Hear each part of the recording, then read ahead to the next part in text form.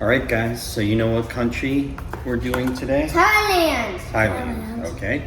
So Thailand is another one of my favorite countries. It's in Asia. That's right. And I've been there 3 times, and I can't wait to take you guys there.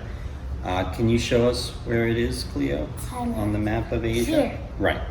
So it's in the southeast part of Asia, the part they used to call Indochina. I don't know if they do that so much anymore. This is just to show you where it is overall. Okay, it's all the way in the southeast part of Asia. And let's go to the full map over here. So now we can see it close up, and you can see that Thailand borders Myanmar, which used to be called Burma, Laos, and Cambodia, and all the way down here, Malaysia, right? And another interesting thing about Thailand is on this peninsula, which is called the Malay Peninsula, Thailand has a coast on the Indian Ocean. This part of the Indian Ocean is called the Andaman Sea.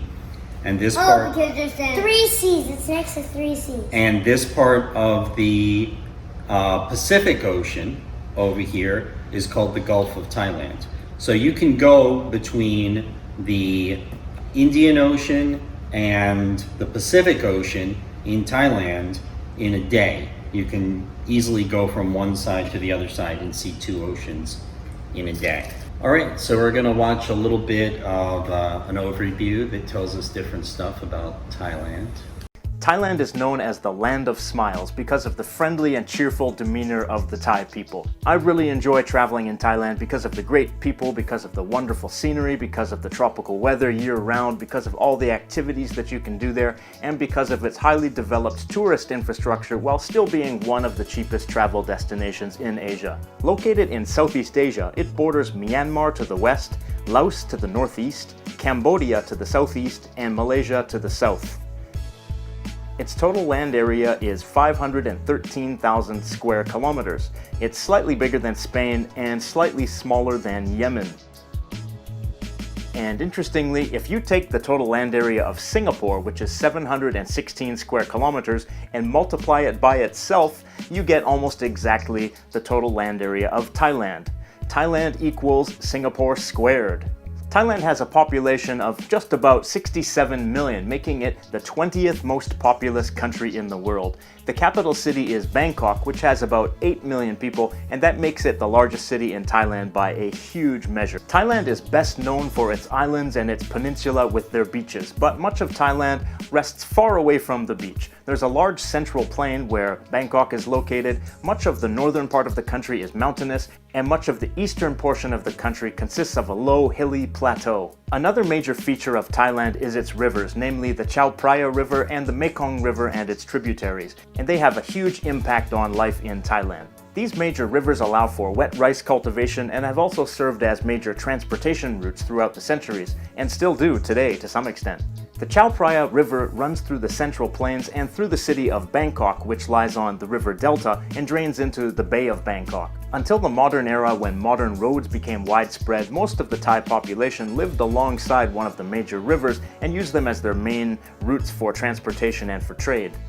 A lot of people describe the shape of Thailand as being similar to the head of an elephant. So let's see if we can see that over here. Yes, this long part is his trunk, this part is his ear, right. But isn't the ear supposed to be much bigger? This part is his ear, this is the mouth of the elephant, and this is the head, and this is down here is like kind of like the neck over here. And these 4 areas of Thailand are also pretty different.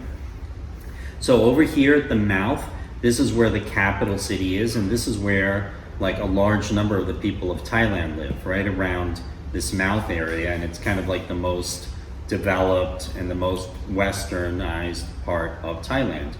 The trunk over here, the Malay Peninsula, is where they have a lot of beaches, a lot of islands. It's best known in the West because people like to go there for travel and vacation and diving and things like that. But also that's where most of the Muslim people in Thailand live because it's close to Malaysia, which is a Muslim country.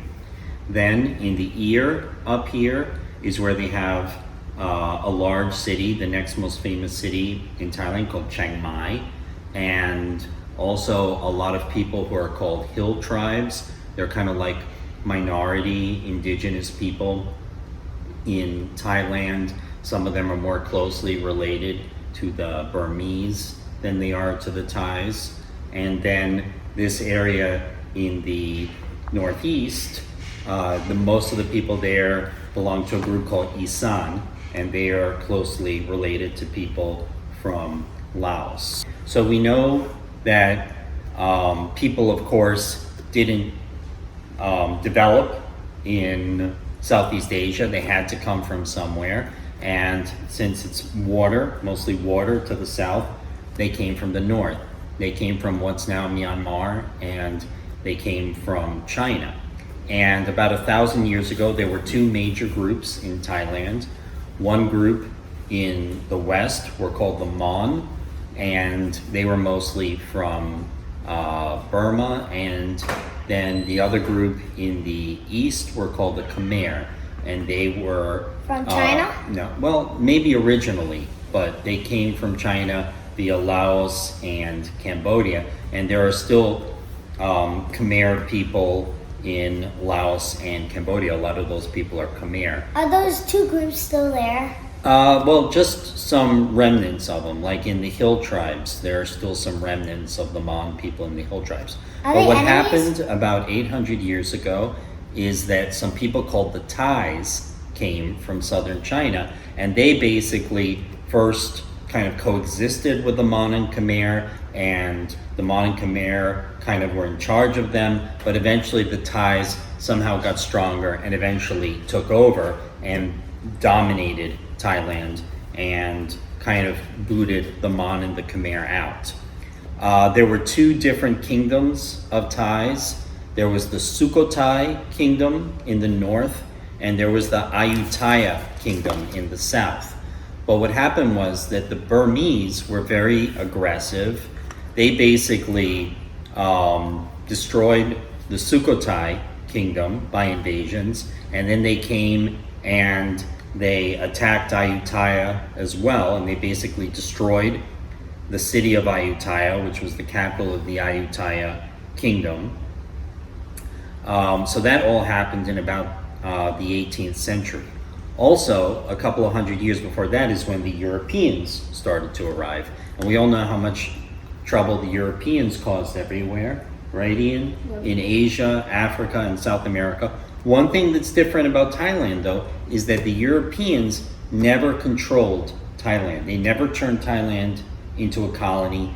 They never took pieces of territory like they did in China. They trade? They were trading, and they did try and basically bully Thailand, but Thailand stayed strong enough that they never really had to give up that much to the Europeans. They had a lot more trouble. Thailand had a lot more trouble with the Burmese.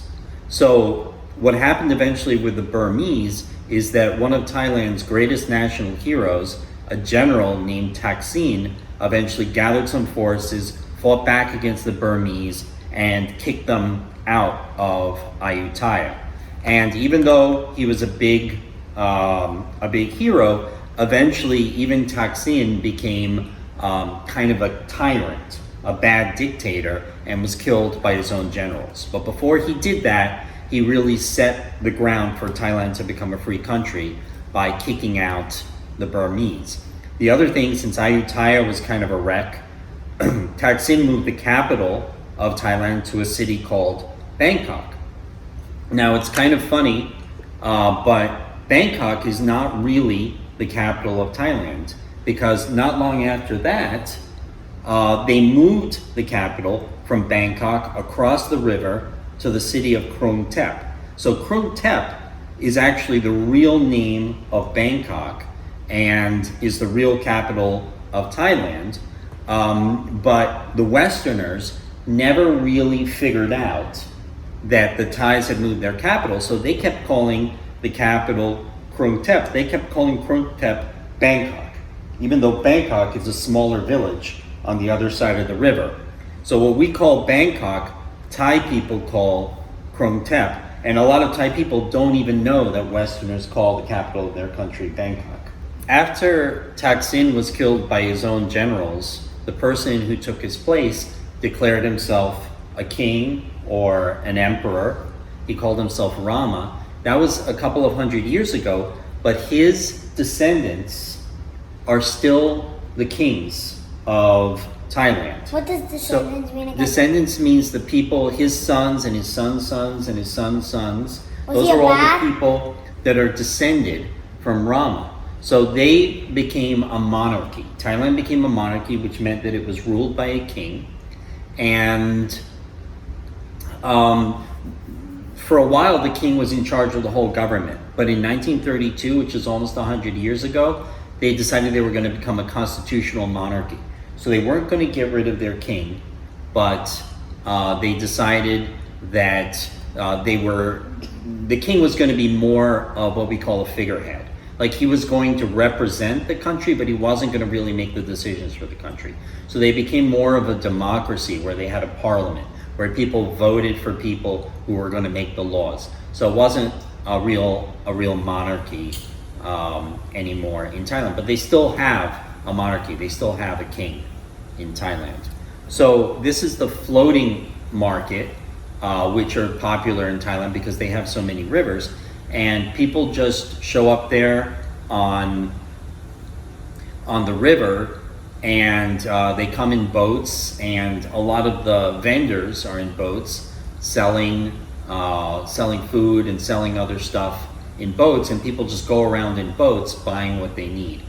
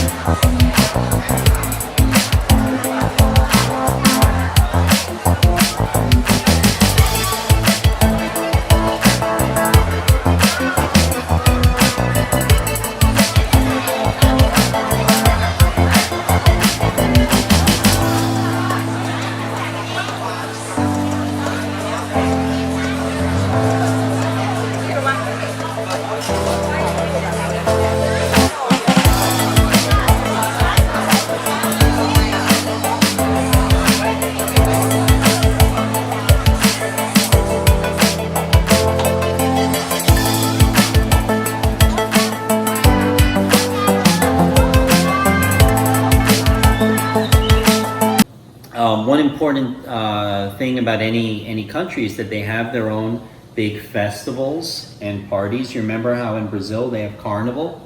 So the biggest party they have every year in Thailand is their new year is called SONGKRAN. And the important part of the SONGKRAN festival in Thailand is that water is a very important part of the festival. And basically over the years, it turned into a giant water fight. And everybody shows up with huge water guns, and it's like the biggest water fight in the whole world every New Year, every April in Thailand.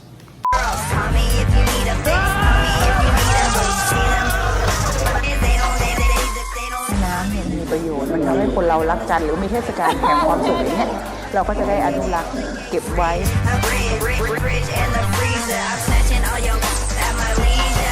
Let's make Songkran great again. Thank you very much. สู้ต่อไป